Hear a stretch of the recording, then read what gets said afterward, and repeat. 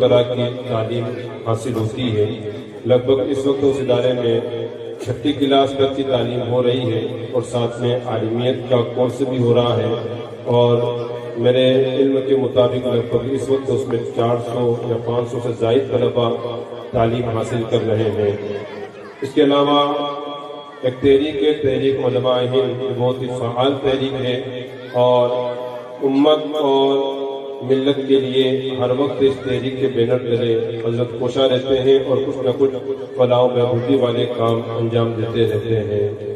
On line کے طور پر ایک بڑا پلیٹ فارم حضرت نے مہیا کیا ہے، اور جس وقت کی امت کی بچیاں دین سے منحرف ہو رہی تھی اور ایک بڑی آزمائش کی گھڑی تھی، اس وقت حضرت نے امت کی بچیوں کے لیے آن لائن پلیٹ فارم مہیا کیا، اور اس وقت بھی جب اسٹارٹنگ میں چند بچیاں تھیں، اور آج چند سال گزرنے کے بعد آن لائن پلیٹ فارم سے حضرت کے یہاں لگ بھگ 1100 بچیاں اور بڑی خواتین آن لائن طور پر عالمہ اور مبلغہ کورس کر رہی ہے۔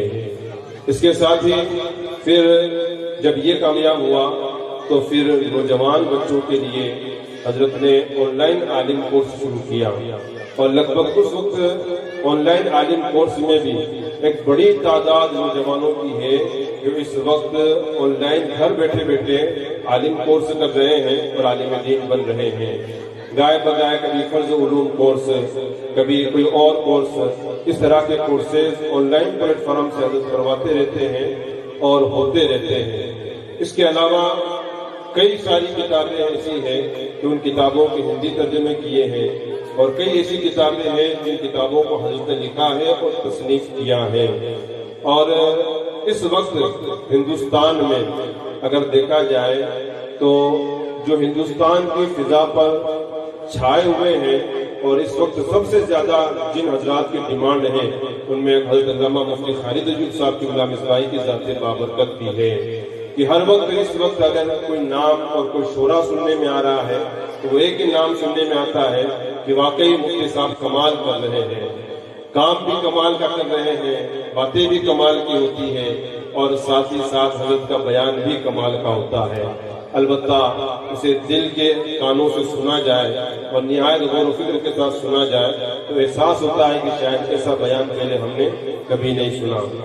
یہ تو چند باتیں ہیں، کام تو بہت سارے ہیں۔ سب سے اہم کام حضرت کا اسپیشلی طور پر شخصیت سازی اور افراد سازی میں، لوگوں کو تیار کرنے میں، انہیں کام پر لگانے میں، میرے خیال میں ہندوستان میں اس وقت حضرت سے بہتر یہ کام کرنے والا کوئی نہیں ہے۔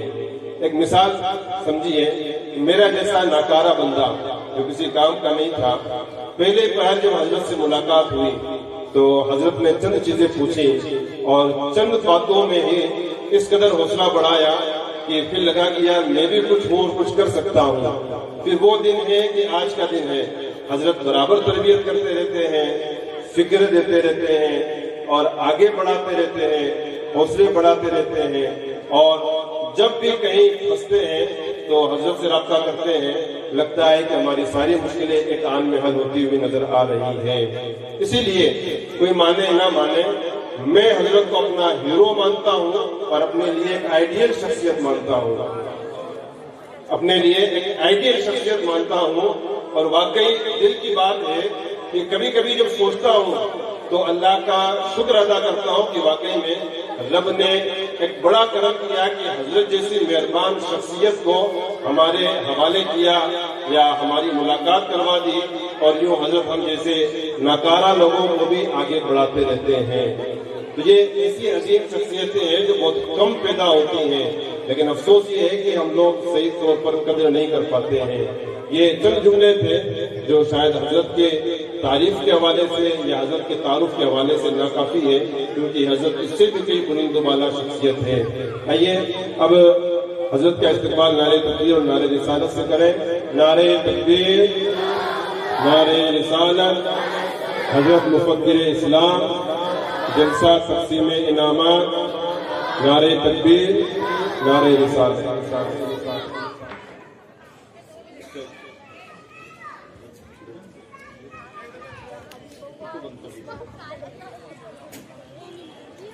السلام علیکم ورحمۃ اللہ وبرکاتہ۔ نحمدہ و نصلی و نسلم علی رسول الکریم، اما بعد، اعوذ باللہ من الشیطان الرجیم، بسم اللہ الرحمن الرحیم۔ سبحانک لا علم لنا الا ما علمتنا انک انت العلیم الحکیم۔ قال اللہ تبارک و تعالی فی کتابہ المجید وقل رب ارحمہما کما ربیانی صغیرا۔ صدق اللہ العظیم۔ ان اللہ و ملائکتہ یصلون علی النبی یا ایھا الذین آمنوا صلوا علیہ وسلموا تسلیما۔ اللہم صل وسلم وبارک ورحم وترحم علی سیدنا و شفیعنا و نبینا و حبیبنا و مولانا محمد صلی اللہ تعالی علیہ وسلم۔ بچوں سے گزارش ہے کہ تھوڑا چپ رہیں، اور بڑوں سے گزارش ہے کہ اگر آپ سامنے آ سکتے ہوں تو اچھا رہے گا، اگر پاسبل ہو تو۔ عزیز دوستو، یہ چونکہ تقسیم انعامات کا جلسہ ہے اور ابھی کچھ بچے بچیوں کو یہ سرٹیفکیٹ دیا گیا جنہوں نے انعامی کمپٹیشن میں پارٹیسپیٹ کیا، اور مزید جو بچے بچیاں ہیں انہیں انشاءاللہ کچھ انعامات بھی دیے جائیں گے اور سرٹیفکیٹ بھی دیے جائیں گے۔ ہم سب کو اللہ کا شکر گزار ہونا چاہیے کہ جس علم کا حاصل کرنا ہم پر از خود فرض تھا، اللہ رب العزت نے اس زمانے میں ایسی آسانیاں پیدا فرمائی ہیں کہ ہمارے یہ علماء کرام محنتیں کرتے ہیں، ہمیں دین سکھاتے بھی ہیں، اور تھوڑا موڑا سکھا جائیں تو اس پر انعام بھی دیتے ہیں، جبکہ ہماری اپنی ذمہ داری بنتی تھی کہ ہم سیکھیں۔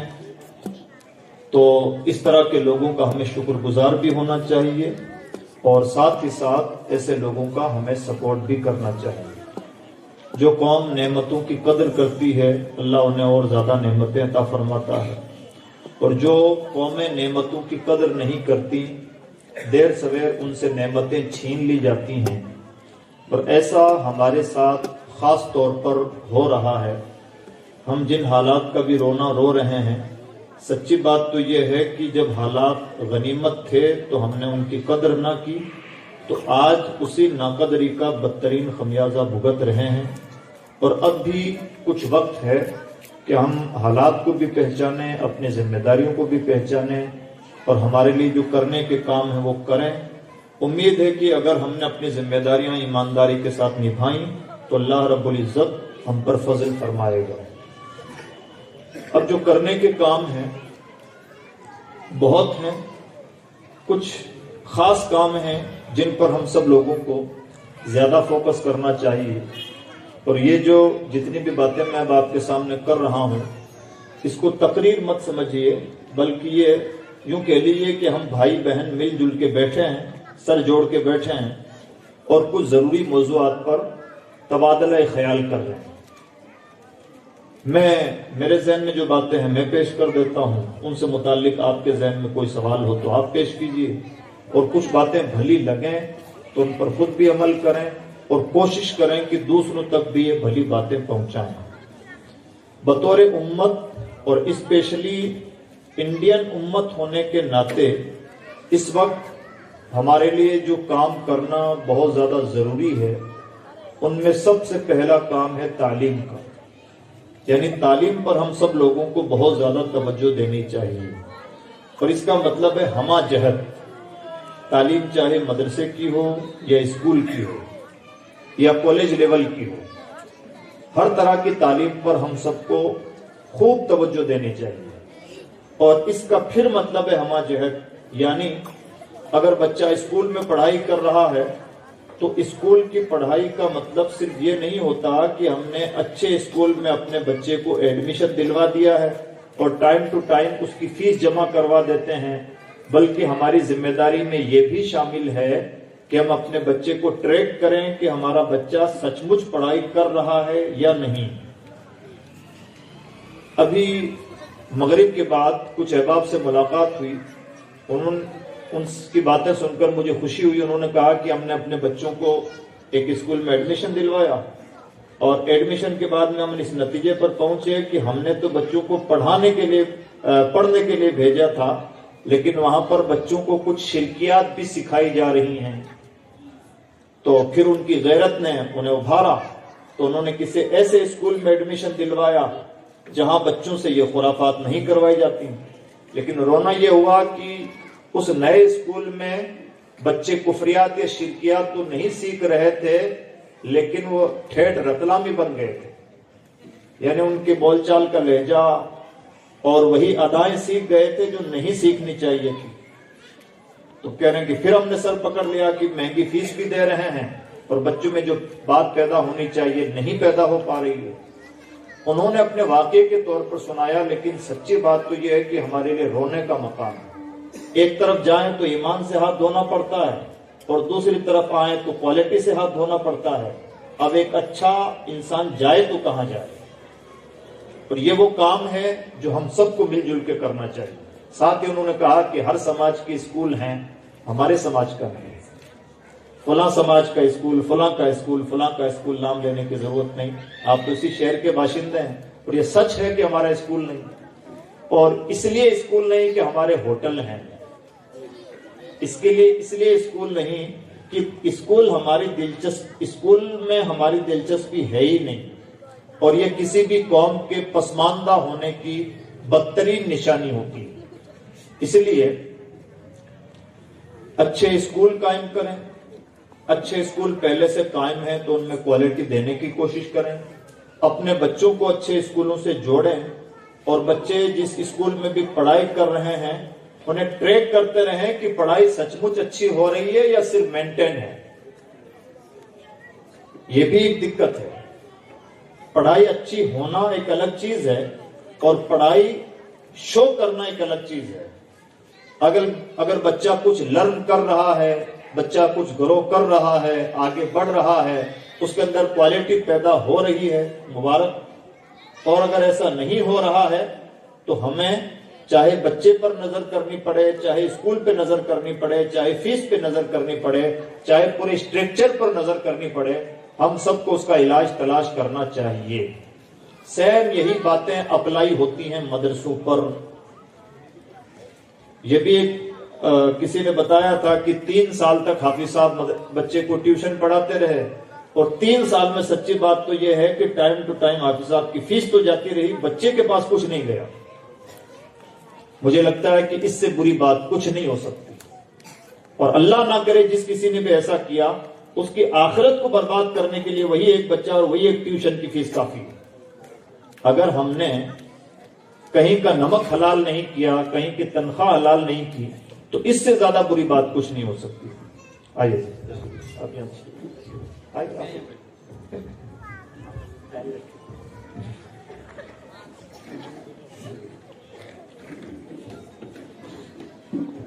درود شریف پڑھ لیجیے. اللهم صل وسلم وبارك وارحم وترحم على سيدنا وشفيعنا ونبينا وحبيبنا مولانا محمد صلی اللہ علیہ وسلم.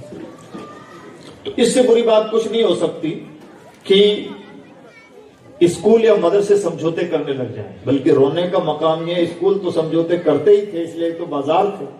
اگر مدرسے بھی سمجھوتے کرنے لگ جائیں تو اس سے بری بات کچھ نہیں ہو سکتی. تو ہمیں صرف اپنے بچوں کی تعلیم کا مطلب ایڈمیشن نہیں, تعلیم کا مطلب اندھا بھروسہ نہیں, تعلیم کا مطلب اپنی آنکھوں سے دیکھنا, اپنے دل و دماغ سے پرکھنا اور پھر فیصلہ کرنا کہ ہمارے بچوں کو سچ مچ کچھ مل رہا ہے یا نہیں. یہ ہماری پہلی ذمہ داری ہے. اس پہ اور بھی بہت ساری باتیں ہو سکتی ہیں. آپ کے لیے, ہمارے لیے, اس سماج کے لیے اتنا ہی کافی ہے کہ تعلیم چاہے اسکول کی ہو یا مدرسے کی بہت مضبوط ہونی چاہیے, ہونی ہی چاہیے, اور اس میں کوئی سمجھوتا نہیں ہونا چاہیے. ہم اپنی شادیوں کے انداز بدلیں. شادیاں یا تو سنڈے کو ہوں اور یا اور بھی ممکن ہو تو کوشش کریں کہ جب گرمی سردی کی چھٹیاں ہوا کریں یا اسکولوں میں کچھ لمبی چھٹیاں ہوا کریں تو ان دنوں میں اپنی شادیاں انعقاد کیا کریں. یہ زیادہ سمجھداری کی اور زیادہ اویئرنیس کی بات ہوگی. اور اگر ایسا نہیں ہو پاتا تو کم سے کم اتنا تو کر لیں کہ شادیاں سنڈے کو کریں. اور اگر ایسا نہیں کرتے تو اتنی مہربانی کریں کہ ہر شادی کے لیے اپنے بچے کو چھٹیاں نہ دلوائیں. یہ بچے پر بڑی مہربانی ہوگی. یہ بچے کے ساتھ اصل محبت یہ ہے کہ کسی کی خوشی کے لیے اپنے بچے کی زندگی داؤں پہ نہ لگائے، یہ سمجھداری کی بات ہوتی ہے۔ اور اسی جب شادیوں کے لیے یہ اہتمام ہے تعلیم کے لیے، تو اور چیزوں کی تو گنجائش نہیں ہو سکتی۔ ایک دن کی شادی کے لیے بچے کو چھٹی کروانا جب درست نہیں ہے تو یہ کیسے درست ہو سکتا ہے کہ شادیوں کے نام پر ہم ہفتوں آس پاس کے پورے علاقے کا سکون غارت کرتے رہیں، گانے بازوں میں ملوث رہیں اور ڈی جے ساؤنڈ سے لوگوں کی نیند اچاٹ کرتے رہیں اور ان کی بددعائیں لیتے رہیں۔ گھر میں شادی آئی ہے، بددعا لینے کا موقع نہیں آیا ہے۔ ہم آسان سمجھتے ہیں کہ ہم اپنی خوشی منا رہے ہیں، جو چاہیں سو کریں، قانون ہماری گرفت کرے یا نہ کرے، اللہ کا قانون ضرور گرفت کرے گا۔ ہمیں کوئی حق نہیں پہنچتا کہ ہم اپنی خوشیاں منانے کے بہانے سے کسی کا سکون غارت کریں، مریضوں کو ڈسٹرب کریں، بچوں کو ڈسٹرب کریں یا اسٹوڈنٹ کو ڈسٹرب کریں۔ ایک غریب کی نیند قیمتی ہے آپ کی خوشی پر، اس لیے ان تمام چیزوں کا بھی بہت اہتمام ہونا چاہیے، اور یہ شعور کی باتیں ہیں ہم سب کو اپنے اندر پیدا کرنی چاہیے اور دوسرے لوگوں کو بھی یہی ترغیب دلانی چاہیے۔ اب عزیز دوستو، ایک دوسری اور چیز سن لیں، چھوٹی سی بات۔ تو پہلی ہماری ذمہ داری تعلیم ہوتی ہے، اور دوسری ذمہ داری ہوتی ہے کہ مالی طور پر اپنے آپ کو مضبوط بنائیں، تھوڑا اپنے آپ کو بڑا بنانے کی کوشش کریں۔ جیسے مان لیجئے کہ دادا جی بھی اگر ویاپار کرتے تھے، قریشی تھے اور منڈی میں بیٹھتے تھے، اور باپ بھی وہیں بیٹھے ہوئے ہیں اور بیٹا بھی وہیں بیٹھنے کی تیاری کر رہا ہے، تو اس کا مطلب یہ ہے کہ 3 نسلیں ہیں اور تینوں جہاں کی تہاں ہیں، کوئی بہت زیادہ دانشور نہیں۔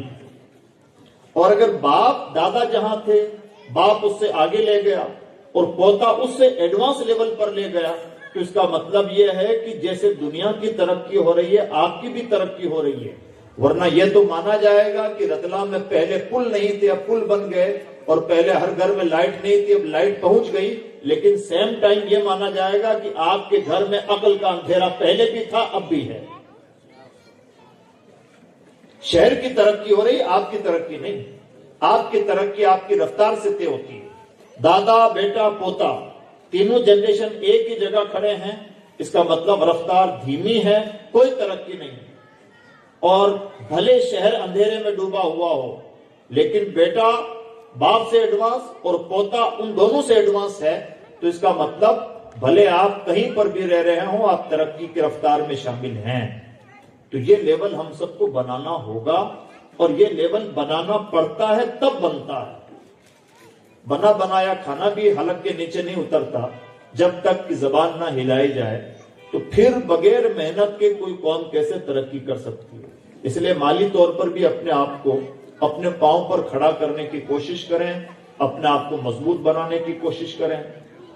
اسپیشلی قریشی منڈی کا جو کاروبار ہے، یہ ایسا کاروبار ہے جو پوری دنیا میں چلتا ہے، شرط یہ ہے کہ دماغ کسی کے پاس ہو۔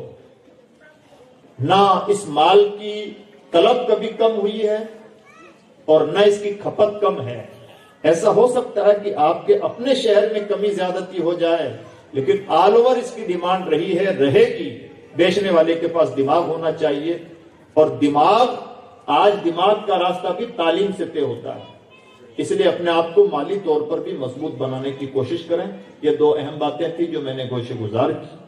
اب تیسری بات جو بہت زیادہ ضروری ہے اور جس کے متعلق میں نے آیت کریمہ بھی تلاوت کی ہے، اس پر کچھ باتیں کروں۔ اس سے پہلے ایک بار تو آپ تھوڑا اور زیادہ پرسکون ماحول بنائیں، بچے بھی چپ رہیں۔ اور اب ذرا توجہ کے ساتھ سنیں، اللہ رب العزت نے ارشاد فرمایا وَقُلْ رَبِّ ارْحَمْهُمَا كَمَا رَبَّيَانِي صَغِيرًا۔ بندوں کو یہ تعلیم دی گئی، بندوں کو یہ سکھایا گیا کہ وہ ماں باپ کی خدمت کیسے کریں، ماں باپ کے حقوق کی ادائیگی کی کوشش کیسے کریں۔ تو اسی سلسلے میں، اسی ضمن میں اللہ رب العزت نے یہ بات بھی ارشاد فرمائی کہ انسان کو یہ دعا کرنی چاہیے، اولاد کو یہ دعا کرنی چاہیے اپنے ماں باپ کے لیے کہ اے میرے رب، میرے ماں باپ پر ویسے ہی رحم فرما جیسے انہوں نے بچپن میں میری تربیت کی۔ رب ارحمہما کما ربیانی صغیرا، پروردگار ان پر ویسے ہی رحم فرما، دونوں پر یعنی ماں باپ پر، جیسے انہوں نے بچپن میں میری تربیت کی۔ تو یہاں پر جو سوچنے کی بات ہے وہ یہ کہ اللہ رب العزت نے ماں باپ کے بڑھاپے کے لیے جو دعا کی جا رہی ہے، اس دعا کے وسیلے کے طور پر جو بات ہمیں سکھائی وہ یہ ہے کہ بچپن کی تربیت کا وسیلہ پیش کیا جائے۔ یعنی کہاں ماں باپ نے بچپن میں تربیت کی تھی اور کہاں وہ بچپن کی تربیت بڑھاپے میں کام آ رہی ہے، اور کام بھی کہاں پر آ رہی ہے؟ اللہ کی بارگاہ میں وسیلہ پیش کر رہے ہیں کہ پروردگار جیسے انہوں نے بچپن میں میری تربیت کی، اب ان کے بڑھاپے پر رحم فرما۔ اچھا، اور اس میں بھی جو خاص طور پر بات کہی گئی صغیرہ، بچپن کی تربیت، اس کی وجہ کیا ہے؟ وجہ یہ ہے تربیت جس چیز کا نام ہے وہ بچپن ہی میں ہوتی ہے۔ بڑے ہونے کے بعد میں تو کچھ چیزیں سکھائی جا سکتی ہیں، بندہ سیکھے گا یا نہیں اس بات کی ضمانت نہیں، لیکن بچپن میں جو تربیت کی جاتی ہے عام طور پر اس کا تیر نشانے پہ لگتا ہے۔ بچپن کی تربیت کی بڑی حیثیت ہے اور اس کی ہزار مثالیں ہیں۔ ایک پودا ہے، بھلے وہ پودا بڑا بن کر کتنا بھی مضبوط ہو، جب اس کی کونپلیں نکل رہی ہو، بہت چھوٹا ہو، تو ایک دم سیدھا رہنا، جیسے بانس ہے۔ اب اس کا نیچر، اس درخت کا نیچر ہے سیدھا اگنا، لیکن اگر بانس بالکل چھوٹا ہے، ابھی اگ ہی رہا ہے، اور اگتے ہی اس کو شیپ دے دیا جائے ٹیڑھا میڑھا، اس کو گھما دیا جائے، تو جیسا شیپ دیا جائے گا وہ درخت جس کا نیچر ہی سیدھا کھڑا رہنے کا ہے وہ بھی ٹیڑھا میڑھا ہو جاتا ہے۔ لیکن سیم بانس ہے جس کا نیچر ہی سیدھا رہنے کا ہے، اگر کسی درخت کا تنا مضبوط ہو گیا ہے، بھلے وہ درخت ٹیڑھا میڑھا رہنے کا اس کا نیچر ہو، اس کے باوجود بھی اگر وہ سیدھا ہو گیا ہے تو اسے ٹیڑھا نہیں کیا جا سکتا، ٹیڑھا ہے تو سیدھا نہیں کیا جا سکتا۔ یہی نیچر ہے، اور یہ صرف ایک درخت پر نافذ نہیں ہوتا، یہ انسانوں پر اس سے پہلے نافذ ہوتا ہے اور یہی پوری کائنات پر اپلائی ہوتا ہے۔ اس کی بہت مثالیں ہیں۔ اگر بچے نے آنکھ کھولی اور آنکھ کھولتے ہی اسے سننے کے لیے انگریزی زبان ملتی ہے، انگریزی زبان سنتا ہے وہ، تو اس بچے کو انگریزی کسی کو سکھانے کی ضرورت نہیں ہے، ماں باپ جو زبان بول رہے ہیں بچہ خود بخود سیکھتا چلا جائے گا۔ مان لیجئے کہ یورپ میں پیدا ہونے والے بچے انگریزی بولیں گے، انہیں انگریزی سیکھنے کی ضرورت نہیں، عرب میں پیدا ہونے والے عربی بولیں گے، اور ہمارے یہاں پیدا ہونے والے بچے ہندی یا جو بھی علاقائی زبانیں وہ بولیں گے۔ یہ زبانیں جو پیدائش کے وقت سے بچہ سن رہا ہے اسے سیکھنے کی ضرورت نہیں ہوتی۔ 10 سال تک 15 سال تک کسی بچے نے ہندی یا اردو زبانیں سنی اور اب آپ اسے انگریزی سکھانا چاہتے ہیں تو سکھانے کے لیے محنت کرنی پڑے گی۔ ہو سکتا ہے محنت کے بعد سیکھ جائے، اور سیم اگر کسی بچے کی عمر 50 سال کی ہو گئی ہے، کسی انسان کی عمر، اور اب آپ اسے سکھانا چاہیں تو مشکل ترین کام ہے۔ اس لیے بچپن میں بچہ جب چھوٹا ہو تبھی اس کی تربیت میں کچھ چیزوں کا خاص طور پر ماں باپ کو خیال رکھنا چاہیے، اور سمجھدار ہوتے ہیں وہ ماں باپ جو ان چیزوں کا خیال رکھتے ہیں، اور جو ماں باپ اتنے سمجھدار ہوتے ہیں اور خیال رکھتے ہیں ان کے بچے ٹھیک ویسے ہی بنتے ہیں جیسے وہ بنانا چاہتے ہیں۔ ورنہ آپ اپنے بچے کو فکری طور پر کچھ بڑی گولیاں تو سکھا سکتے ہیں، لیکن ذہنی فکری طور پر بڑا بنا پائیں اس کی کوئی گارنٹی نہیں۔ یعنی آج ہمارے یہاں کیا مانا جاتا ہے، بڑے باپ کا بیٹا بڑی بولی بولنے لگتا ہے، بڑا ہوتا نہیں سچ مچ، بڑا وہ ہوتا ہے جو اپنے کردار سے بڑا ہوتا ہے۔ اگر ماحول میں کسی نے بڑی باتیں سن رکھی ہیں اور وہ بڑی باتیں بولنے لگے تو اسے بڑبولا کہا جائے گا، اچھا انسان نہیں سمجھا جائے گا۔ اس لیے بچپن کی جو تربیت ہوتی ہے اس میں کچھ چیزوں کا بہت زیادہ خیال رکھنا ہوتا ہے۔ اب وہ چیزیں کیا ہیں، ایک بار پھر میں آپ کی توجہ چاہتا ہوں، وہ چیزیں نوٹ کریں۔ بھئی ایک ان بچوں کو ذرا سا اللہ ان کا بھی وارث کسی کو بنائے، دیکھ لیجیے، سوال لیجیے۔ آپ حافظ صاحب جو کنارت پہ کھڑے ہیں آپ اٹھ کیا کر دیجیے، اتنی مخدومیت نہیں، تھوڑا پریکٹیکل بنیے، ٹھیک۔ ان کو ادھر لا کے بٹھا دیجیے، ان کے وارثین اگر زندہ ہوں کہیں ہو تو ادھر دیکھ لیجیے۔ جی پہلی چیز دیکھیں، پہلی چیز جس کا خیال رکھنا ہے وہ ہے کہ بچوں کو نصیحت نہیں کی جاتی، بچوں کے سامنے پریکٹیکل کیا جاتا ہے۔ ہم سے سب سے بڑی غلطی یہ ہو رہی ہے کہ ہم تربیت کا مطلب سمجھتے ہیں ڈھیر ساری نصیحتیں، جیسے بیٹا ایسا کرنا چاہیے، ایسا کرنا چاہیے، ایسا کرنا چاہیے، اور ایسا ایسا ایسا نہیں کرنا چاہیے۔ یہی اسکولوں میں کیا کروایا جاتا ہے، یہی ہم کرتے ہیں۔ اگر ہمیں جوش آیا تقریر کے بعد تو کیا کریں گے؟ بچوں کو بٹھائیں گے، بیٹا جھوٹ نہیں بولنا چاہیے اور بیٹا سچ بولنا چاہیے، بڑوں کی خدمت کرنی چاہیے اور یہ کام نہیں کرنا چاہیے۔ یہ جو ہم چاہیے اور نہیں چاہیے کی لسٹ دوہرا رہے ہیں، اس کا نام ہے نصیحت۔ اور بچوں کو نصیحت نہیں کی جاتی، بچوں کو تربیت کی جاتی ہے، یعنی پریکٹیکل کیا جاتا ہے۔ بچوں کو بہت ساری باتیں نہیں سمجھ میں آتی ہیں، انہیں تو یہ سمجھ میں آتا ہے کہ ماں باپ کیا کر رہے ہیں۔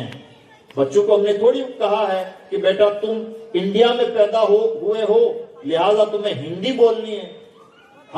بچہ شروع سے سن رہا ہے کہ ماں باپ پانی بول رہے ہیں تو بچے نے ایک لفظ سیکھ لیا پانی، ایک لفظ سن رہا ہے چائے تو بچے نے ایک لفظ سیکھ لیا چائے۔ بچے کو اس سے لینا دینا ہی نہیں ہے کہ اردو کا لفظ ہے کہ ہندی کا ہے کہ انگریزی کا ہے یا کس زبان کا ہے۔ بچہ تو جیسا ماں باپ کو سن رہا ہے کاپی کر رہا ہے، بچے کو کچھ نہیں بتایا جاتا۔ بچے کو ہم جیسا بنانا چاہتے ہیں ویسا بچوں کے سامنے بن کے دکھائیں، انشاءاللہ بچے اس کو کاپی کریں گے۔ اس کا کیا مطلب ہوا؟ اس کا مطلب یہ ہوا اگر ہم چاہتے ہیں کہ ہمارے بچے نمازی بنے تو ان کے سامنے بہار شریعت میں نماز کا کتاب الفضائل پڑھنے کی ضرورت نہیں ہے کہ نماز کی فضیلت پر پہلی حدیث یہ، دوسری یہ، تیسری چوتھی پانچویں یہ، اور نماز نہ پڑھنے والی کی یہ سزائیں۔ یہ تو ہے بڑوں کے لیے، بچوں کے لیے یہ ہے کہ ہم اگر بچوں کو نمازی بنانا چاہتے ہیں تو جس دن ہم نے ذہن بنا لیا ہے کہ کل سے مجھے اپنے بیٹے کو نماز کی عادت ڈالنی ہے، بچے کی عمر 7 سال 8 سال کی ہو گئی ہے اور اب اسے نماز پڑھنا چاہیے، تو اس کا طریقہ یہ ہے کہ جب آپ وضو کرنے جائیں تو کہیں، اچانک کہیں بیٹا چلو ہم وضو کر کے آتے ہیں۔ تو ہو سکتا ہے پہلی بار جب بچہ یہ سنے گا کہ وضو کر کے آتے ہیں تو وہ شوق رہ جائے، لیکن اسے شوق بھی ہوگا کہ چلو میں وضو کروں۔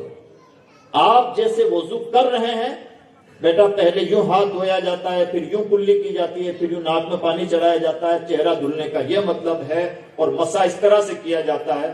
آپ کرتے چلے جائیں اور بچے کو اپنے سامنے نقل کرواتے رہیں، یہ ہے سب سے بہترین طریقہ۔ بچہ بھلے یہ بھی نہ جانے کہ وضو میں کتنے فرض ہیں، کتنی چیزیں سنت ہیں، کچھ نہ جانے، آپ جیسا کر رہے ہیں بچہ کرتا رہے۔ اور اب جب آپ نماز پڑھنے کے لیے کھڑے ہوں تو بچے کو نماز پڑھنے کے لیے کھڑا کر دیں، البتہ کچھ ابتدائی باتیں بتا دیں کہ بیٹا کھڑے ہونے کے بعد میں ہاتھ باندھ کر کے یہ دعا یہ ثنا پڑھی جاتی ہے، اس چیز کا نام رکوع ہے، اس کا نام سجدہ ہے، سلام یوں پھیرا جاتا ہے، کچھ موٹی موٹی باتیں اسے بتا دیں۔ لیکن ہم اگر مسلسل بچوں سے اس طرح سے مشق کرواتے رہے تو ہو سکتا ہے بہت ساری فضیلتیں اور بہت ساری وعیدیں سنانے کے بعد بھی ہم اپنے بچوں کو نمازی نہ بنا پائے، اس ادا سے بنا لیں۔ یہی سیدھا سا طریقہ ہے۔ ایک اور پریکٹیکل مثال سمجھیں مادی، ماں باپ واٹس ایپ چلا رہے ہیں اور بچے سے کہہ رہے ہیں بیٹا ہوم ورک کرنا چاہیے، ہم تو اپنے زمانے میں پڑھائی میں اتنی محنت کرتے تھے، آپ محنت نہیں کرتے، اور پڑھائی بڑی اچھی چیز ہے، تمہارے سر یہ شکایت کر رہے تھے، اسکول سے یہ پرابلم سامنے آیا ہے۔ اس کا کیا مطلب ہے؟ اس کا مطلب یہ نہیں کہ آپ اپنے بچوں کو نصیحت کر رہے ہیں، اس کا مطلب یہ ہے کہ آپ اپنے بچوں کو عملی منافقت سکھا رہے ہیں۔ یعنی آپ خود موبائل چلا رہے ہیں اور بچوں سے کہہ رہے ہیں کہ کتاب پڑھنا چاہیے اور ہوم ورک کرنا چاہیے، جبکہ طریقہ یہ ہے، مانا کہ آپ اسٹوڈنٹ نہیں ہیں، مانا کہ آپ کو کوئی ہوم ورک نہیں کرنا ہے، لیکن کتاب اٹھانا آپ کے لیے بھی تو حرام نہیں ہے۔ آپ بھی کتاب اٹھائیے، بھلے کوئی بھی کتاب اٹھائیے تھوڑی دیر کے لیے صحیح، اور پھر بچے سے کہیے کہ بیٹا تم بھی اپنی پڑھائی کرو، تمہارا بھی تو ہوم ورک باقی ہے۔ دیکھیے آپ کی زبان میں انشاءاللہ من جانب اللہ تاثیر پیدا ہو۔ اللہ کا بھی فرمان ہے لما تقولون ما لا تفعلون۔ اس کو بہت بڑے دائرے میں ناپا جائے تو اس کا مطلب ایک یہ بھی ہوتا ہے کہ ہم کچھ بھی چھوٹے سے چھوٹا بڑے سے بڑا کام کریں تو پہلے بچوں کے سامنے کر کے دکھائیں. انشاءاللہ بچے اس چیز کو کاپی کریں. اور اگر ہم نے یہ طریقہ اپنایا کہ ہم موبائل چلاتے رہے اور بچوں سے کہتے رہے کہ پڑھنا چاہیے، تو ہو سکتا ہے کہ ہمارے دباؤ میں، ہمارے لحاظ میں، یا مجبور ہو کے بچے اپنا ہوم ورک تو کر لیں، لیکن سیم ٹائم بچوں کے ذہن میں بات بیٹھ جائے گی کہ کبھی کبھار ڈکٹیٹرشپ بھی چلائی جاتی ہے، کہا کچھ جاتا ہے کیا کچھ جاتا ہے. اسی کا نام تو منافقت ہے. اس کی بہت مثال ہے. اچھا، برائیاں بچے سیکھتے کیسے ہیں؟ اچھائیاں سکھا نہیں پا رہے ہیں اور برائیاں پریکٹیکل طور پر سکھا رہے ہیں. مثال کے طور پر گھر پہ کوئی دوست چائے پینے کے لیے آیا. اب وہ دوست چائے پینے کے لیے آیا ہے، چائے پینے کا کام ہے 5 منٹ کا، آدھا گھنٹہ اس کے ساتھ گپ شپ کر رہے ہیں، فلاں دوست کی برائی، فلاں کی اچھائی، اس کی اٹھا پٹک، اس کی پگڑی اچھالنا. بچہ وہاں پر بیٹھ کے سیکھ رہا ہے، اچھا میرے والد اپنے دوست کے ساتھ مل کر دوسرے دوستوں کی پگڑی اچھالتے ہیں، یہ کام تو میں بھی کر سکتا ہوں، میرے بھی تو بہت سارے فرینڈز ہیں، مجھے بھی تو اپنے ایک فرینڈ سے دوسرے فرینڈ کی برائی بیان کرنی چاہیے. گویا کہ باپ نے پہلی مرتبہ بچے کو تربیت دی ہے کہ کسی کی برائیاں بھی بیان کی جاتی ہیں. چوری کی الگ سے کہیں ٹریننگ تو نہیں ہوتی نا، چوری کی کوئی درسگاہیں تو نہیں لگتی، اسپیشل کوئی کورس تو نہیں ہوتا کہ چوری اس طرح سے کی جاتی ہے. چور بچے کیسے بن جاتے ہیں؟ اچھا، ماں باپ چاہتے بھی نہیں کہ بچے چور اچکے بنے، پھر معاشرے میں چور اچکے گنڈے یہ کیسے پنپتے ہیں؟ طریقہ کیا ہے؟ طریقہ یہ ہے، کہتا ہر کوئی یہی ہے کہ چوری نہیں کرنی چاہیے، چوری بہت بری بات ہے، لیکن خاموشی کے ساتھ سیم ٹائم ہمارا معاشرہ چوری کر رہا ہوتا ہے، بچے چوری سیکھ رہے ہوتے ہیں. سیم غیبتوں کی کہانی. مان لیجیے بچہ، یہ اسپیشلی مائیں بہنیں توجہ فرمائیں، دن بھر شوہر گھر سے باہر رہا، مان لیجیے کہ ساس نے بہو کو ٹارچر کیا، یا نندوں نے ٹارچر کیا، یا کسی نے بھی ستایا، پریشان کیا، ڈسٹرب کیا. اب عورت کے ذہن میں لاوا پک رہا ہوتا ہے اور اس کے ذہن میں چل رہا ہوتا ہے کہ شام کو جیسے ہی میرا شوہر گھر پہ آئے گا، دن بھر کا دکھڑا اس کے سامنے رہوں گی. اب ہوتا کیا کہ جیسے شوہر آیا، بیوی نے اس شوہر کے سامنے اس کی ماں کی برائی، اس کی بہن کی برائی، اس کی بھابھیوں کی برائی بیان کرنا شروع کی. اور بچہ 3 سال کا 5 سال کا بچہ کونے میں بیٹھ کر کے چیزوں سے کھیل رہا ہے، لیکن وہ اپنے کان سے سن رہا ہے کہ میری دادی بہت بری عورت ہے. وہ بچہ جو اپنی دادی سے، اپنی نانی سے، اپنی ماں سے، اپنی پھوپھیوں سے، اپنی چھوٹی بڑی امیوں سے صرف محبت کرنا جانتا تھا اور ان کو اچھا ہی اچھا سمجھتا تھا. بچے نفرت کرنا نہیں جانتے، بچے پیدائشی جھوٹ بولنا نہیں جانتے، بچے چوری کرنا نہیں جانتے. یہ چیزیں بچے جانتے ہی نہیں پیدائشی طور پر، یہ تو سوسائٹی سکھاتی ہے. تو وہ بچہ جو سب سے صرف محبت کرتا تھا اور سمجھتا تھا کہ میری دادی بڑی اچھی عورت ہے، مجھ سے بڑا لاڈ پیار کرتی ہے، مجھے کھانے کے لیے پہننے کے لیے دیتی ہے، یعنی اس کے بچے کے ذہن میں اپنی دادی کی بہت اچھی تصویر تھی. لیکن پہلی مرتبہ وہ 3 سال کا بچہ سن رہا ہے کہ اچھا میری دادی اتنی خطرناک عورت ہے، جیسا میری ماں بیان کر رہی ہے، اتنی ظالم عورت ہے. اگر 3 سال کے بچے کے ذہن میں اس کی اپنی سگی دادی کے لیے بات بیٹھ گئی کہ میری دادی بڑی ظالم عورت ہے، وہ 3 سال کا بچہ اپنی دادی سے نفرت کرنے لگے گا. اسے خود نہیں پتا ہوگا کہ میں نفرت کر رہا ہوں، لیکن وہ نفرت کرنے لگے گا. اور 3 سال کی عمر میں جس بچے کو اس کی نادان ماں نے نادانی میں نفرت کرنا سکھایا ہے، وہی بچہ جب 25 سال کا ہوگا اپنی ماں کو بھی ٹھوکروں پہ رکھے گا اور اس کی ذمہ دار ماں خود ہوگی، اس لیے کہ نفرت سکھانے والی پہلی عورت وہ ماں خود ہے. یہ ہے جیسے کو تیسا، ٹٹ فور ٹیٹ. جو گویا ہے وہ کاٹنا پڑتا ہے، آج نہ صحیح کل. آج 3 سال کی عمر میں بچہ نفرت کرنا سیکھ گیا ساس اور بہو کی جھگڑے کی وجہ سے، کل سیم اس کے ساتھ بھی تو کہانی دہرائی جائے گی، یہ بھی تو کسی کا شوہر بنے گا، اس کی بھی تو کوئی بیوی ہوگی. اور یہ عورت جو آج اپنی ساس کی برائی بیان کر رہی ہے، کل اس کے گھر میں بھی تو کوئی بہو آئے گی. کچھ دیری نہیں لگتی ہے شوہر کو اپنی ماں سے بدگمان ہونے میں عورت کے بعد. لیکن کب ہوتا ہے یہ ہوتا انہی گھروں میں ہے جو گھر نادانی میں اپنے بچوں کو جانے کیا کیا سکھاتے چلے جاتے ہیں. ایسا ہے کہ اگزامپل نہیں، بہت مثالیں ہیں. مان لیجئے آپ کاروبار کا زمانہ ہے، آپ کے کسی کسٹمر کا فون آ رہا ہے، آپ کو مان لیجئے کوئی سامان ریڈی کر کے اسے دینا تھا یا کسی کو پیمنٹ کرنا تھا، آپ گھر میں موجود ہیں اور بچوں کے سامنے جھوٹ بول رہے ہیں کہ میں اس وقت گھر میں موجود نہیں، یا ٹال مٹول کر رہے ہیں، بات گھما رہے ہیں. مان لیجئے کہ آج میں ذرا کہیں چلا گیا تھا جبکہ آپ دن میں گھر میں موجود رہے، وغیرہ وغیرہ. تو کیا ہوتا ہے، ہمیں لگ رہا ہے کہ یہ تو 5 سال کا بچہ ہے، یہ کاروبار کے بارے میں کیا سمجھ رہا ہے، یہ کیا جانے ہیں. ہمیں لگ رہا ہے کہ یہ کیا جانے ہیں، وہ بہت کچھ جانتا ہے. اور اس زمانے کا بچہ تو اپنے باپ سے بہت ایڈوانس ہوتا ہے. ہمیں لگ رہا ہے کہ بچہ کھیل رہا ہے، بے جان نہیں ہے، پتھر نہیں ہے. اس کا بھی اپنا دماغ کام کر رہا ہے، بلکہ آپ سے زیادہ کام کر رہا ہے. اور اس کے دماغ میں تو اتنی ہلچل ہے کہ وہ ہر چیز کو کیچ کرتا ہے. بچے کے اندر تجسس ہم سے کہیں زیادہ پایا جاتا ہے. اسی لیے تو بچے اینی ٹائم کھیلتے رہتے ہیں، اچھلتے کودتے بناتے بگاڑتے رہتے ہیں. انہیں لینا دینا ہی نہیں ہے کہ کوئی چیز بن رہی ہے کہ ٹوٹ رہی ہے. کہ مائک بچے کے ہاتھ میں آ جائے، بچے کیا کریں گے؟ انہیں مطلب نہیں کہ مائک خراب ہو جائے گا، ٹوٹ جائے گا، بند ہو جائے گا، کیا ہوگا کیا نہیں ہوگا، انہیں لینا دینا ہی نہیں. وہ تو کھیل رہے ہیں، اور وہ کھیل نہیں رہے، ان کا تجسس کھیل رہا ہے. تو بچوں کی ادائیں یہی ہیں، بچوں کی فطرت یہ ہے کہ وہ ہر چیز کو کیچ کرتے ہیں.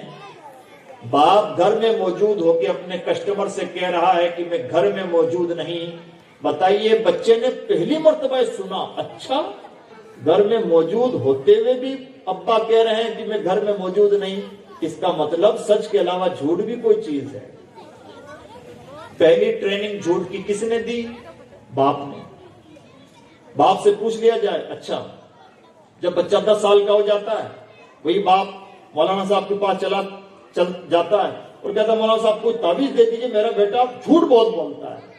باپ کو یاد بھی نہیں ہوگا کہ یہ جو 10 سال کا بچہ جھوٹ بہت بولتا ہے، اس کو 3 سال کی عمر میں جھوٹ سکھانے والے حضرت والا آپ ہی تھے. آپ کو یاد نہیں کہ آپ نے کتنا سنگین جرم کیا ہے. جھوٹ بولا نہیں، جھوٹ بولنے کے ساتھ جھوٹ کی ٹریننگ دی ہے اپنی اولاد کو. اور آج آپ ایک بار فون پر جھوٹ بولتے ہوئے اپنے کسٹمر کو چکما دے رہے تھے، آج آپ کا بچہ آپ کو انگلیوں پہ نچا رہا ہے. یہ ہے آپ کے ایک مرتبہ جھوٹ کا بدترین خمیازہ. ہمیں لگتا ہے کہ چیزیں چھوٹی ہیں، تربیت میں کوئی چیز چھوٹی نہیں ہوتی. ہمیں چیزیں چھوٹی لگتی ہیں، تربیت بہت بڑی چیز ہے. اور اس کا بہترین اگزامپل حضور نبی اکرم صلی اللہ علیہ وسلم کی سیرت سے ملتا ہے.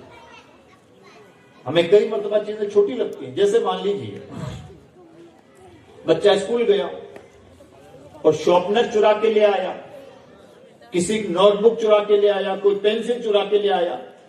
کئی بار ماں باپ اندیکھی کر دیتے ہیں اور نظر بھی نہیں جاتی. اتنی بڑی دنیا میں چھوٹی چھوٹی چیزوں پہ کہاں نظر جاتی ہے؟ لیکن نظر جاتی ہے ان لوگوں کی جن کی نگاہوں میں باریکی، اور جانی ہی چاہیے. یہ تربیت کا تقاضا ہے. مان لیجیے آپ کے بچے کے پاس پینسل نہیں تھی لیکن اب ہے، تو آپ کا سوال بنتا ہے لازمی طور پر کہ بیٹا تمہارے پاس پینسل تو نہیں تھی، آئی کہاں سے؟ اب سپوز کیجئے کہ خدا نہ کرے، سو بار نہ کرے، آپ کا بچہ کسی کی پینسل چرا کے لے آیا، تو نہ بچے کا فیور کرنا تو دور کی بات ہے، اس کی چھان بین کیجئے کہ بچے کے پاس یہ پینسل آئی کہاں سے. اس سے پوچھئے، صاف طور پر بچہ بتا دیتا ہے، کھل کے پوچھئے. ہو سکتا ہے صاف طور پر بتا دے کہ میں نے فلاں کے بیگ سے چرا لی تھی یا فلاں کی پینسل ہے. اگر وہ کہے کہ مجھے کسی نے دی ہے تو اچھی بات ہے، اس میں بھی تربیت کیجیے. اور اگر خدا نخواستہ یہ بات نکل آئے کہ بچہ پینسل چرا کے لے کے آیا ہے، تو اس کو کبھی بھی ہلکے میں یوں مت ڈالیے کہ ذرا 2 روپے کی پینسل ہی تو ہے، کیا فرق پڑتا ہے، کوئی بڑی بات، کوئی بڑا جرم تھوڑی کیا ہے. اس کا سیدھا سا مطلب یہ ہے کہ آج آپ کا 5 سال 6 سال کا بچہ اگر 2 روپے کی پینسل چرا رہا ہے تو یہی بچہ جب بڑا ہوگا تو ATM بھی چرائے گا. اور ذمہ دار ہوں گے آپ، اس لیے کہ پہلی چوری کی سرپرستی آپ نے کی تھی، پہلی چوری کی اندیکھی آپ نے کی تھی۔ اگر کسی بچے نے اپنے بھائی کا بہن کا حق چھین لیا ہے، مان لیجیے 2 روپے بھائی کے تھے، بچے نے اپنے پاس رکھ لی، بھائی کی ٹافی تھی، اس کا بسکٹ تھا، یا اس کی کوئی بھی امانت تھی، بچے نے اپنے پاس رکھ لی خیانت کے طور پر۔ اگر بھائی نے اجازت دے دی تو نو پرابلم، لیکن خیانت کے طور پر اگر بچے نے ایسا کیا ہے، یعنی بچے کو، اپنے بھائی کو، بہن کو، ماں کو وہ چیز ٹرانسفر کرنی تھی لیکن اس نے نہ کی، اپنے پاس رکھ لی، تو اس پر چوکن نہ ہو جانا چاہیے اور ہمیں خبردار ہو جانا چاہیے کہ بہت بڑا معاملہ ہے۔ اس کا مطلب میرا چھوٹا سا بیٹا بے ایمان بن گیا ہے، امانت میں خیانت کرنے لگا ہے۔ ہمیں لگ رہا ہے کہ 50 پیسے کی ٹافی ہی تو اپنے پاس رکھی ہے، کون سا بڑا جرم کیا ہے، بلکہ ہم کئی مرتبہ ہنس کے ڈال دیتے ہیں کہ دیکھو اس کا دل کیسا ہے، اس نے اپنی ٹافی تو کھائی، اپنے بھائی کی ٹافی بھی اپنے پاس رکھی۔ جناب یہ ہنسنے کا موقع نہیں ہے، اللہ شعور دے تو رونے کا اور چوکن نہ ہو جانے کا موقع ہے۔ اچھا میرے بچے کے چھوٹے سے دل میں چھوٹی سی بے ایمانی بھی ہے، وجہ کیا ہے؟ وجہ یہ ہے کہ اگر آج آپ نے بچے کی 50 پیسے کی ٹافی کو ہنس کے ٹال دیا، کل آپ نوٹ کریں گے، ذرا 20-25 سال گزرنے دیجئے، یہی بچہ اپنے بھائی کی قیمتی پراپرٹی بھی دبائے گا اور آپ کچھ نہیں کر سکیں گے، پھر بھائیوں سے مقدمے چل رہے ہوں گے۔ آج اس کی حیثیت صرف 50 پیسے کی ٹافی چرانے کی یا دبا لینے کی ہے، وہ کر رہا ہے۔ جب اس کا لیول بڑا ہو جائے گا اور دل جگر گردہ بڑا ہو جائے گا، جسارت بڑھ جائے گی، تو ایک بڑے کانڈ کرے گا۔ چیزیں چھوٹی نہیں ہوتی، اور اس کا بہترین اگزامپل ہے پیغمبر اسلام کی سیرت میں۔ حضور کی بارگاہ میں زکوٰۃ کی کھجوریں رکھی ہوئی تھیں، زکوٰۃ کی کھجوریں۔ ہم سب جانتے ہیں شریعت کا قانون ہے کہ مال زکوٰۃ اولاد رسول کے لیے حرام ہے، جائز نہیں ہے۔ حضرت امام حسن مجتبی رضی اللہ تعالیٰ عنہ آئے، دوڑتے ہوئے، بچوں کی عادت ہے، اور حضور جس طرح سے لاڈ پیار فرماتے تھے، بیان سے باہر ہے، تو دوڑتے ہوئے آئے اور وہ جو زکوٰۃ کی کھجوریں رکھی ہوئی تھیں، ان کھجوروں میں سے کھجور اپنے منہ میں رکھ لی۔ اچھا بچوں کی عادت ہوتی ہے، خاص طور پر جس سے مانوس ہوتے ہیں، دادا، نانا، باپ، یا جس سے بھی مانوس ہے، ان کے پاس کھانے پینے کا کوئی سامان ہو تو بچوں کو کیا تعامل، بچے نے اٹھایا اور کھا لیا۔ حضرت امام حسن مجتبی نے بھی ایسا ہی کیا، اور وہ زکوٰۃ کی جو کھجوریں رکھی ہوئی تھی، ان کھجوروں میں سے کھجور اپنے منہ میں رکھ لی۔ حضور نے انہیں ارشاد فرمایا، تخ تخ، یہ عربی زبان میں بولتے ہیں کسی بھی چیز کو تھوک دینے کے لیے، یعنی تھوک دو کہنا یہ چاہ۔ اور پھر اس کے بعد میں حضور نے منہ میں انگلی ڈال کے اس کو باہر نکالا۔ یہ جو واقعہ ہوا، حضرت امام حسن مجتبی کے ذہن میں اس کی چوٹ لگی۔ چوٹ کیا لگی؟ یعنی عام طور پر لاڈ پیار، حضور کتنا لاڈ پیار فرماتے تھے اپنے نواسوں سے، ہم سب جانتے ہیں، لیکن آج خلاف معمول یہ ایسا ہوا کہ انہوں نے جب زکوٰۃ کی کھجور رکھی تو حضور نے انگلی ڈال کے اسے باہر نکالا۔ تو یہ بہت، جس بچے نے لاڈ پیار دیکھا ہو، اس کے ساتھ ایسا ہو جائے تو بچہ چونک جاتا ہے کہ یہ کیا ہوا۔ اس کا نتیجہ ہی نکلا کہ حضرت امام حسن مجتبی کے دل و دماغ میں یہ بات اس قدر بیٹھی کہ بڑھاپے تک یہ حدیث بیان کرتے تھے کہ بچپن میں میرے ساتھ ایک مرتبہ نانا نے یہ سلوک بھی فرمایا۔ وجہ کیا تھی؟ کیا سختی ہے؟ ہم اور آپ اپنی زبان میں کہیں گے کہ بڑی سختی کی حضور نے کہ منہ میں انگلی ڈال کے کھجور کھا لی تھی تو اس کو باہر نکلوایا۔ اگر قانون شریعت ہی بتانا تھا تو کھا لینے دیتے، اور اس کے بعد میں ارشاد فرماتے کہ بیٹا تم آل رسول ہو، اور آل رسول کے لیے مال زکوٰۃ حرام ہے، اس لیے کہ آل رسول کے لیے مال زکوٰۃ حرام ہے، لیکن حلال حرام کے تمام احکام نافذ ہوتے ہیں بالغ لوگوں پر، نابالغوں پر نہیں۔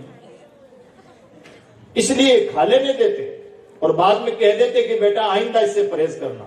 لیکن اگر ایسا ہوتا تو یہ ہوتی نصیحت، اور حضور نے جو کچھ کیا وہ ہے تربیت۔ بچوں کو نصیحت نہیں کی جاتی، بچوں کے سامنے پریکٹیکل کیا جاتا ہے، یہ فرق ہے۔ ہمیں لگتا ہوگا کہ ایک کھجور کی تو بات ہے، جی نہیں، ایک کھجور کی بات نہیں۔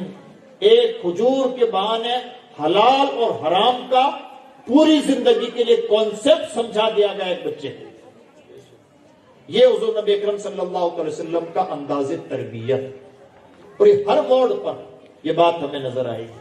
اس لیے عزیز دوستو، باتیں اور بھی ہیں تربیت کے حوالے سے، بہت باتیں ہیں، بلکہ تربیت تو ہمارا ویک پوائنٹ ہے. ہماری نسلیں جو ہاتھوں سے جا رہی ہیں، جیسے مان لیجیے یہاں پر بچوں کو بیچاروں کو بیٹھنے کا ڈھنگ ہی نہیں ہے، تو یہ بچے قصوروار نہیں ہیں، ان کی تربیت قصوروار ہے. اور ان بچوں کو کیا ہو، ہم بڑوں کو بھی تو ڈھنگ کون سا ہے، ہمیں بھی ڈھنگ نہیں ہے. معاف کیجیے گا، نہیں ڈھنگ ہے، برا لگے تو لگ جائے. ایک چائے کی پیالی آ جائے، سب ادھر منہ کھول کے دیکھنے لگیں گے، ایسا لگتا ہے پہلی بار چائے دیکھی. کون کتنی قیمتی باتیں کر رہا ہے، کتنی محنت، کتنی اہمیت، ہمیں اس سے فرق ہی نہیں پڑتا. ہمیں تو یہاں سونا پڑا ہوا ہے، تو ہم اس کو روند کے چلے جائیں گے. مولانا بلال صاحب کو باور کروانا پڑے گا، بھائی یہ سونا ہے میرے بھائی، یہ 1.5 لاکھ روپے تولے والی چیز ہے، بار بار بتانی پڑے گی تب اچھا حضرت یہ سونا ہے، چلیے اٹھا لیتے ہیں. ہم اپنی عقل سے نہ سونے کو سونا سمجھتے ہیں، نہ پیتل کو پیتل سمجھتے ہیں. جو قوم ویلویشن کے سلسلے میں اتنی زیادہ گراوٹ کی شکار ہو، اس قوم سے نعمتیں اٹھا لی جاتی ہیں. نتیجہ کیا نکلتا ہے؟ کوئی بھی ایرا گہرا آدمی آتا ہے، میڈیا پرسن بن کے آتا ہے، پولیٹیشین بن کے آتا ہے، ہم اس کی لاش کو اپنے کندھوں پر ڈھو کر اسے ہیرو بنا لیتے ہیں. اور ہمارے بہت سارے لوگ اپنے آپ میں ہیرو ہوتے ہیں، ہمیں ان کی ویلیو ہی نہیں معلوم ہوتی. ایسی قوموں میں اے پی جے عبد الکلام کم ہی پیدا ہوتے ہیں، اب بھی بہت ہیں، صرف تراشنے کی دیری ہوتی ہے. اور جو تراشتے ہیں ان کے بچے ایگزیکٹ ویسے ہی ہوتے ہیں جیسے ہونے چاہیے. بہت مثال ہے اس کی، بہت مثال ہے. میں اگزامپل دینا چاہوں گا. امام اہل سنت شاہ امام احمد رضا خان محدث بریلوی، یہ سچ ہے کہ انہوں نے اپنی اولاد کی تربیت بڑی زبردست کی، تو یہ بھی سچ ہے کہ ان کی اولاد نکلی بھی ویسی جیسی ان کی اولاد ہونی چاہیے. اور یہ سچ ہے کہ بعد والوں میں وہ بات نہ رہی، تو یہ بھی سچ ہے کہ بعد والوں کی اولاد بھی ویسی نہ رہی. جو کرتا ہے پاتا ہے. اگر ہم اپنی اولاد کے تئیں فکر مند ہیں، محنتی ہیں، حساس ہیں، ویژنری ہیں، تو اولاد ویسی ہی بنے گی جیسے بنانا چاہتے ہیں. ہم یہ تو دیکھتے ہیں کہ امام علی مقام سیدنا امام حسین کی یہ قربانیاں ہیں، یہ کیوں نہیں دیکھتے کہ حسین کو جگر گردہ دیا کس نے تھا؟ حسین بنتا نہیں، بنایا جاتا ہے، کندھوں پہ سوار بھی کیا جاتا ہے، تراشا بھی جاتا ہے، تربیت بھی کی جاتی ہے. حضور نبی اکرم صلی اللہ علیہ وسلم اپنی صاحبزادی خاتون جنت سیدہ کائنات رضی اللہ تعالیٰ عنہا کے متعلق نہایت فکر مند تھے، خود تربیت فرماتے. ازواج مطہرات کو تاکید فرمائی تھی کہ فاطمہ کی تربیت میں کوتاہی نہیں ہونی چاہیے. اور ایگزیکٹ ایسا ہی ہوا. جب کوئی باپ جب اپنی اولاد کے لیے فکر مند ہوتا ہے تو اس کی اولادیں قیمتی بنتی ہیں. اور آج کے دور میں یہ چیلنج بہت بڑا چیلنج ہے. اس لیے چیلنج ہے کہ یہ ہمارا جو زمانہ ہے بہت فتنوں کا زمانہ ہے. اب ہم دیکھتے ہیں کہ خلفائے اعلیٰ حضرت کے بیٹے بھی الحاد کے راستوں پر گئے ہیں، اسی زمانے کی داستان. اب ہم دیکھتے ہیں کہ والد صاحب مسجد میں امامت کرتے تھے اور بیٹے وہ ہیں جو اللہ اور رسول کو معاذ اللہ گالیاں دیتے ہیں.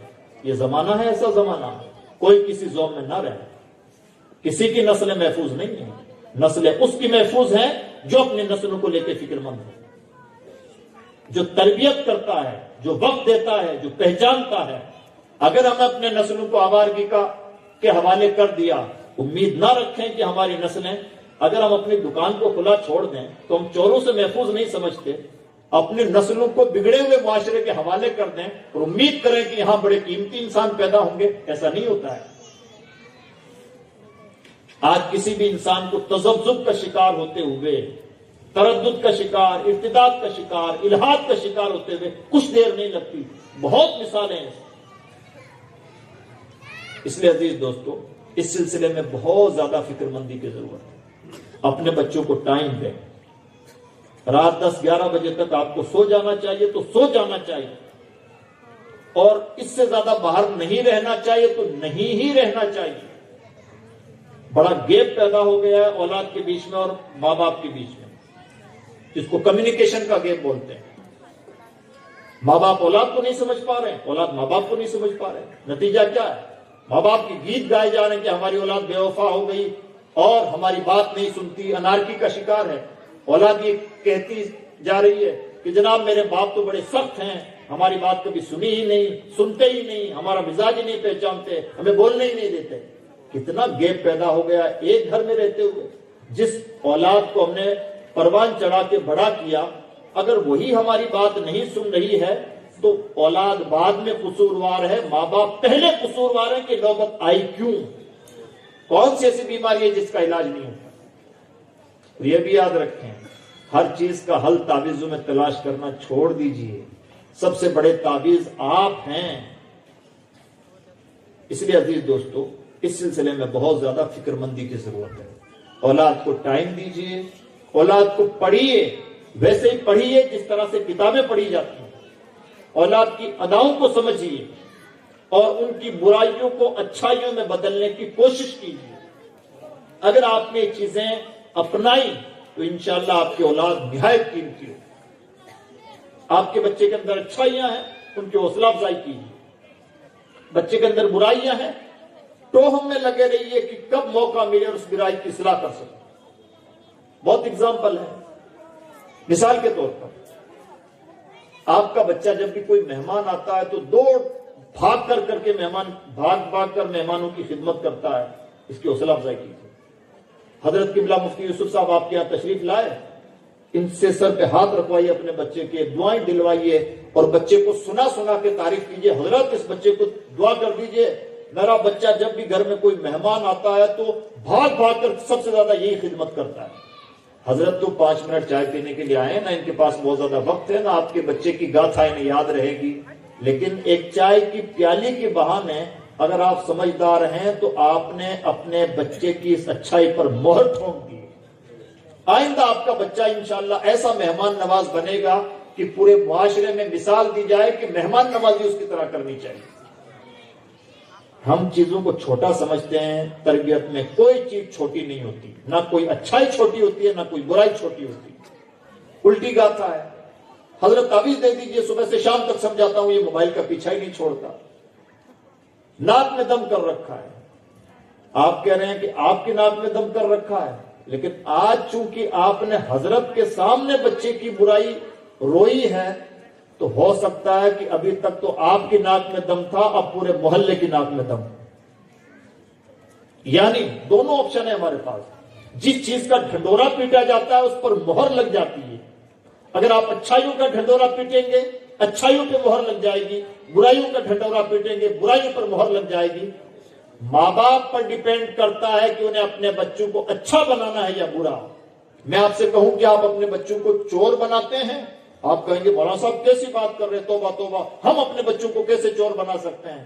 جناب جب آپ کا بچہ پرسوں پینسل چرا کے لے کے آیا تھا، پینسل آپ کے بچے کے پاس پہلے سے نہیں تھی، آپ نے پوچھا کیوں نہیں کہ پینسل آئی کہاں سے؟ یہی تو ہے چور بنانا. کیا الگ سے کوئی چوری کی ٹریننگ دی جاتی ہے؟ اس کے ادب و آداب سکھائے جاتے ہیں؟ اس لیے عزیز دوستو یہ ایک اہم ترین چیز ہے. پھر اس کے بہت سارے پارٹ ہیں جن پر بہت سنجیدہ محفل میں بہت تفصیل سے کبھی گفتگو ہو سکتی ہے. جیسے بچوں کی کاؤنسلنگ کریں، بچوں کا ذہن پڑھیں، بچوں سے مشورہ لیا کریں. جب بچے اس لیول کے ہو جائیں تو ان سے مشورہ لیا جا سکے تو ان سے مشورہ لیا کریں. جس دن آپ نے بچے سے مشورہ لینا شروع کیا، مان لیجئے کہ آپ اپنے نابالغ بچے کو بالغ بنا رہے ہیں. جیسے آپ کو گھر میں بائک لانا ہے، وہ آپ کے گھر کی ضرورت ہے تو لانا ہی لانا ہے، لیکن کام یہ کیجئے کہ بیٹا میں نے ذہن یہ بنایا ہے کہ ایک بائک خرید لیتے ہیں، تمہاری کیا رائے؟ بچہ یہ تو ہمیشہ سنتا ہے کہ باپ اسے تانا دیتا ہے، لیکن جس دن بچہ سنے گا اچھا اس کا مطلب میری رائے کی بھی کوئی وقت ہے. سچ جانیے اس بائک کے لیے سب سے زیادہ فکر مند رہنے والا شاید آپ کا وہی بچہ ہو. اس کے سروس کا سب سے زیادہ خیال رکھنے والا آپ کا وہی بچہ ہو. لانا ہے آپ کو. ماں کبھی پوچھ لے کہ بیٹا بتاؤ کیا بنائیں، کیا کھانا بنانا ہے، اتنا سب پوچھ لینے سے تو یہ ہم سب کی بھی تو سائیکولوجی ہے. ہم کہتے ہیں ہم وہاں گئے, اس نے ہمیں چائے بھی نہیں پوچھی. اچھا چائے نہ پوچھی تو کیا ہو گیا, اور چائے پوچھ لی تو کیا ہو گیا؟ اگر ہمیں ایک چائے کسی نے منت سماجت کر لی تو بڑے خوش ہو گئے, اور نہ کی تو ناراض ہو گئے. وہ جو آپ کی گود میں پرورش پا رہا ہے اس کو تو سب سے زیادہ ان چیزوں کی ضرورت ہے. آپ کو تو ہو سکتا ہے آپ تو بالغ ہیں, کسی مان سمان کی ضرورت بھی نہ ہو, اسے تو سب سے زیادہ مان سمان کی ضرورت ہے. اس لیے عزیز دوستو, اس طرح سے اپنے نسلوں کو سائیکولوجیکل طور پر سمجھ کے بالغ بنایا جاتا ہے, بڑا بنایا جاتا ہے, ان کی خوبیوں کو پہچانا جاتا ہے, ان کی برائیوں کو کاؤنٹر کیا جاتا ہے, اور ان کی اچھائیوں کو بڑے سے بڑا بنایا جاتا ہے. چند کرنے کے کام ہیں. کچھ سمجھ شریف میں باتیں آئیں؟ ویسے لگاؤ کہ مولانا صاحب نے بڑی اچھی باتیں کی. اللہ ہم سب کو شعور عطا فرمائے, بالغ نظری عطا فرمائے. اقبال کا شعر ہے, اپنے من میں ڈوب کے پاجا سراغ زندگی, تو میرا نہ بنتا ہے نہ بن, اپنا تو بن. اس لیے عزیز دوستو, اپنے نسلوں کو بہت صالح انداز سے پہچاننے کی, ان پر توجہ دینے کی, ان کو وقت دینے کی, ان کو عزت دینے کی بہت سخت ضرورت ہے, اور یہ ہماری ذمہ داری ہے. اور اس طرح کا بھلا کام جو ہو رہا ہے, یہاں ہو رہا ہے, جہاں کہیں بھی ہو رہا ہے, ان کاموں کا سپورٹ کیجئے, بھلے لوگوں کا سپورٹ کیجئے. اللہ رب العزت کی بارگاہ میں دعا ہے کہ پروردگار ہماری شعور کی آنکھیں بیدار فرمائے, اور ہمیں کرنے کے کاموں پر فوکس کرنے کی توفیق بخشے. لا الہ الا اللہ محمد رسول اللہ. السلام علیکم ورحمۃ اللہ وبرکاتہ.